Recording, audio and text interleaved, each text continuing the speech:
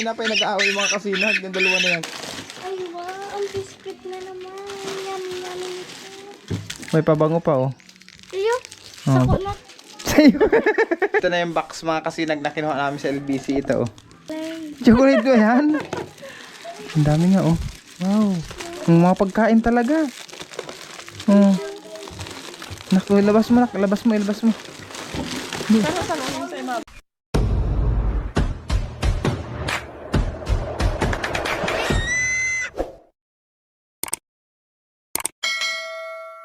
Mga kasinag, magandang hapon.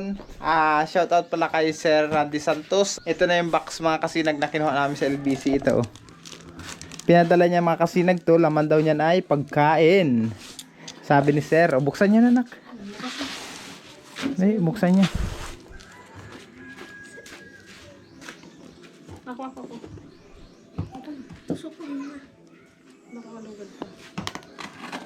Yan. Ang laman. Wow. Daming pagkain. Wow. Ang daming pagkain. Chocolate. Chocolate ba yan? Ang dami nga oh. Wow. Ang mga pagkain talaga. Oh. Naku, labas mo nak. Labas mo, ilabas mo. Para sa namin sa imabaw. Ang bango.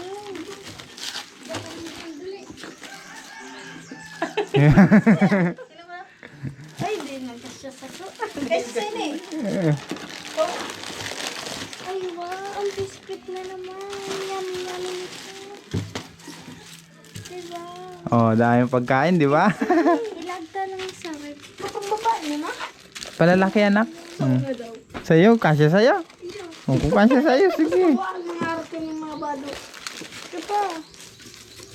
Yan. Ayan, puro pagkain ang laman. May pabango pa oh. Iyo, Oh. sako na. Sa'yo.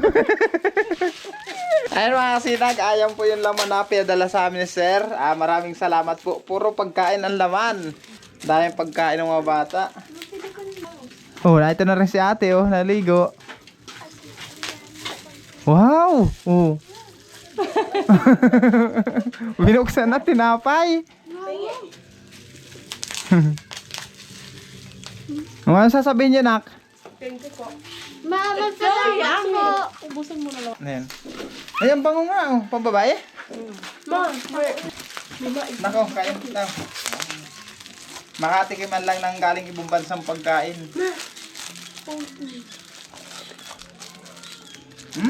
Tayo. Chocolate ang palaman.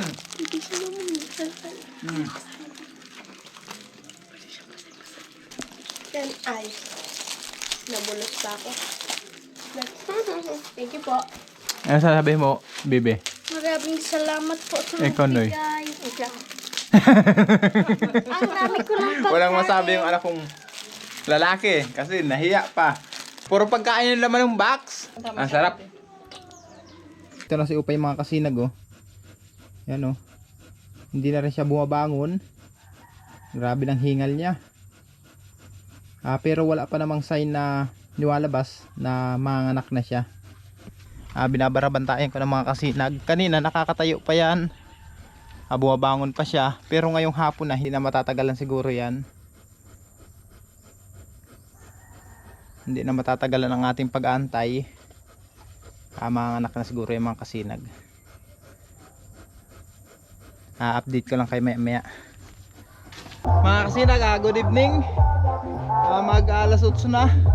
Ngayon pala mga kasinag, naglabas ng sign para manganak si Upay. May lumabas na sa kanyang mga dugo dun sa kanyang perta. Manganakin na siya. Ayan na si Upay mga kasinag oh, kung mapapansin nyo. Pasensya na rin pala kayo mga kasinag kung medyo putol-putol ang pag-vlog ko ngayon. Gawa po ng makaka-copyright ako. Gawa ng tugtog dyan sa may plaza. Katapusan kasi ngayon mga kasinag dito sa amin. Mayuhan kung tawagin. Kaya hindi ako makakapag-vlog ng maayos. Habang may okasyon nga dyan oh, babantay naman ako ng baboy. Ganito kasi dito sa amin, Santa Cruzan, Mayuhan, ganyan kung yung tawag. Hindi ko lang alam mga kasinag kung ang tawag sa inyo ng ganitong okasyon. Ayan siya oh.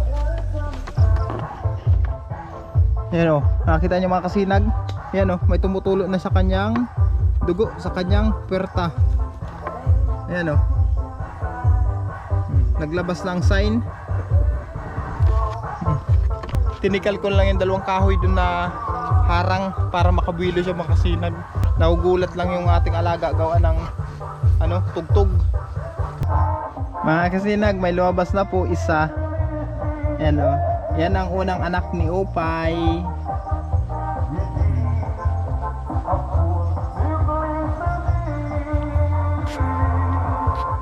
Isa pa lang, hindi kaya makapag-focus na masyado si Opay mga kasinag. Gawa po ng na yan o, yung tugtog.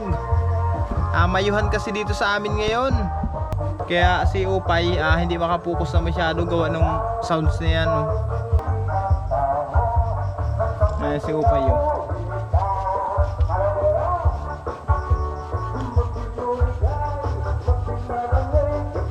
Update ko lang kay mamaya mga kasinag wala kasi akong kasama, solo lang ako ngayon dito. Mga kasinag, pasensya na ako ngayon ko lang ulit kayo na-update tungkol sa panganak ni Opay. Ngayon mga kasinag, tapos na po siyang manganak at nagising pa rin laang ako. Ayan po siya oh. Ayan na yung mga anak ni Opay mga kasinag. 13 po sana yung anak ni Opay. Kaso yung dalawa po mga kasinag lumabas wala nang buhay. Nalamos sa loob ng tiyan, late nakalabas.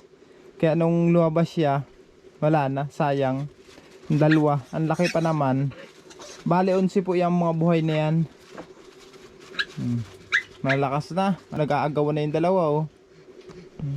Alas 8 siya nag-umpisa mga anak, natapos siya alas 3 ng madaling araw. Kaya noon lang ako nakatulog pakatapos. Tapos si Mrs. naman nakatulog noon, kaya siya naman ang pumalit sa akin magbantay. O kaya kagigising ko rin laang. Mamaya ako naman magbabantay. Katamlay kasi mga kasinag pag halos magdamagan kang walang tulog. Sa ngayon, bantayan na lang ito pagka ganito. Pero maingat naman si Opay mga kasinag. Hindi naman siya basta humihiga. Pag umiyak yung mga anak niya, sige na bumabangon siya. Maingat sa anak ito si Opay. Ayan na yung mga big ko. Ayan na mga kasinag. Ayan na siya. Ayan.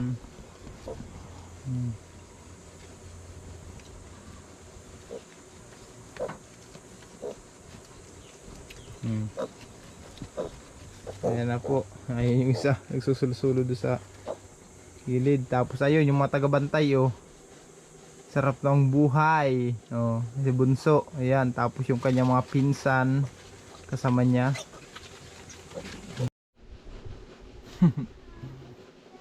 Tulog-tulog na yung iba oh. Sige ba, tatlo, sige pandidi. Kanina pag-aaway yung dalawa na yan.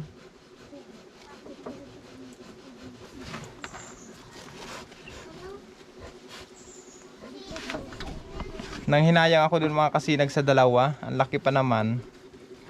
Yung isa nire-revive ko pa. Nung unang lumabas talaga mga kasinag, ay yung lumabas, yung unang patay na lumabas, talagang wala na, patay na talaga, malamig na. Yung ikalawa, humangos pa huminga pa.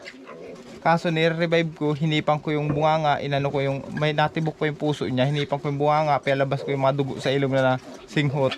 Kaso hindi ko na naisalbar. Kaya sayang, daluhan tayo. Ang tagal kasi mga anak ni Opay. Hindi kagaya ng mga dating mga inahing baboy na inalagaan, mabibilis lang mga anak. Ito si Opay medyo matagal. Ayun o, mag-aaway yung dalawa.